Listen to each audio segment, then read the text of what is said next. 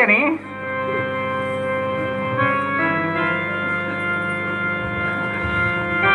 పాపిస్తున్నా ఒక్కసారి పోయినా బాగుండు.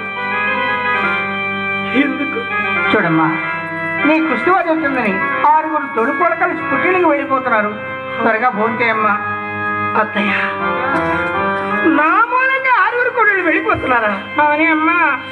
ఏ జన్మలో ఏ పాపం చేశానంటే. భోంచేయమ్మా, త్వరగా భోంచే. పని ఎప్పుడుంది? కుష్టి వ్యాధి గావించాడు. అయితే భోంచేవా? ఏంటి ఈ వ్యాధి గోపాయి బాబు చూసి ఆయన భరింపగలిగను. భోంచేవే. ఆయన వచ్చేంతవరకు నేను భోంచేవే కుష్టి. ఏమన్నా నేను కూడా జాగ్రత్త భోజనం పడుతుంది. ఎందుకంటే పడతా కుష్టానమన్నా బ్రతకమన్నా కులమిష్టమన్నా. అత్తయ్య ఏంటమ్మా?